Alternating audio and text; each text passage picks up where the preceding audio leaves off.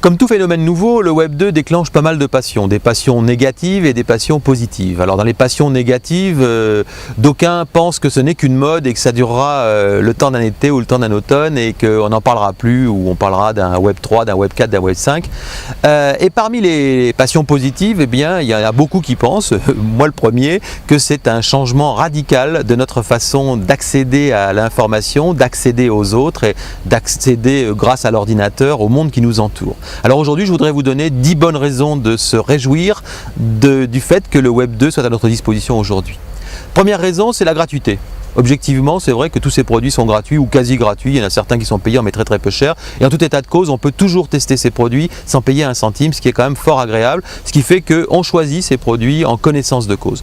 Mais dans la majorité des cas, une fois de plus, c'est gratuit, donc faut pas bouder son plaisir. Deuxième chose, c'est qu'on trouve plein d'amis et plein de copains sur le net grâce aux applications du Web 2.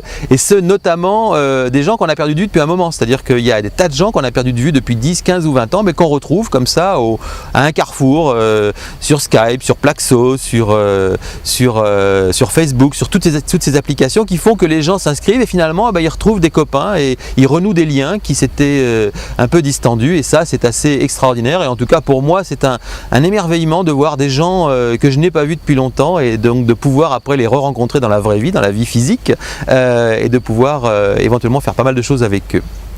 Troisième point, c'est qu'on trouve beaucoup plus d'intimité. Les couches de communication qui sont à notre disposition nous permettent de dire des choses sur nous que l'on ne disait pas avant et d'apprendre des choses des autres que l'on ne comprenait pas ou que l'on ne percevait pas précédemment. Ce qui fait qu'on a l'impression de beaucoup mieux connaître les gens au bout de quelques mois d'utilisation du Web 2, parce que finalement on voit à peu près comment ils pensent, ce qui les intéresse, ce qui les émeut, ce qui les attire, et ça c'est assez fantastique.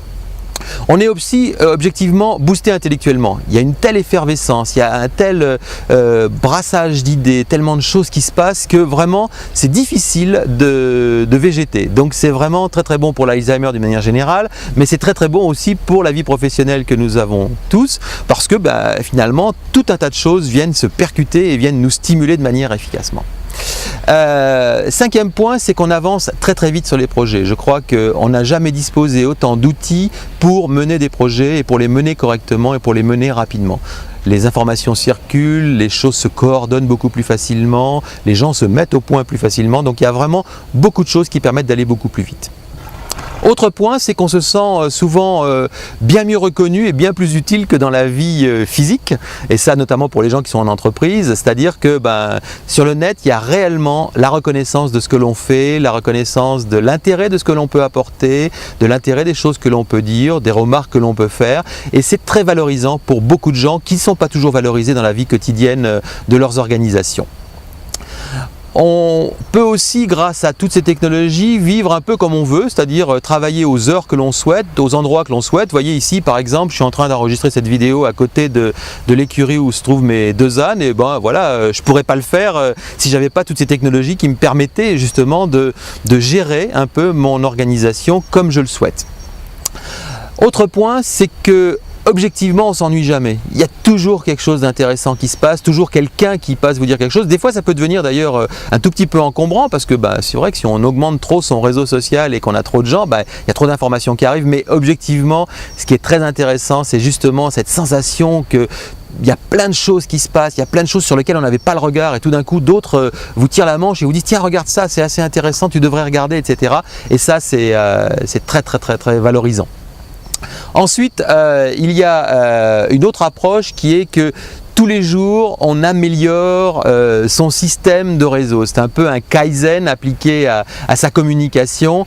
Ça aussi, c'est quelque chose, on ne décide pas un jour d'utiliser une application et puis ça s'arrête. Non, c'est tous les jours que l'on va modifier un certain nombre de choses et que l'on va améliorer finalement les outils avec lesquels on travaille. C'est aussi l'obligation de changer régulièrement justement d'outils, de découvrir de nouveaux territoires, de ne pas rester figé concentré sur une seule application.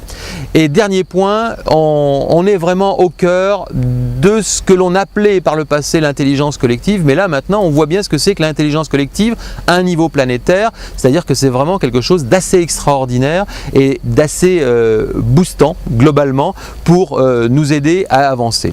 Donc ça veut dire globalement que le Web 2 c'est quoi? C'est finalement le passage d'un ordinateur qui nous permettait d'accéder à des données à un ordinateur qui nous permet d'échanger avec des personnes. Et ça c'est autrement plus marrant, autrement plus excitant et autrement plus enrichissant. Et quand on voit maintenant que justement l'ordinateur n'est plus le seul terminal avec lequel on va pouvoir faire ça et que le Web 2 fait son irruption grâce à un constructeur informatique que je ne nommerai pas dans les terminaux portables, téléphones et lecteurs de MP3, etc.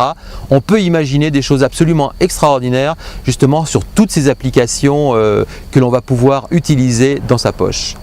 Voilà ce que je voulais dire sur le Web 2 et sur l'enthousiasme en tout cas que j'ai après maintenant 2 ans d'utilisation intensive et un esprit critique qui existe aussi. Il y a des choses médiocres, il y a des choses inintéressantes, mais il y a des choses vraiment fantastiques et ce serait dommage de passer à côté.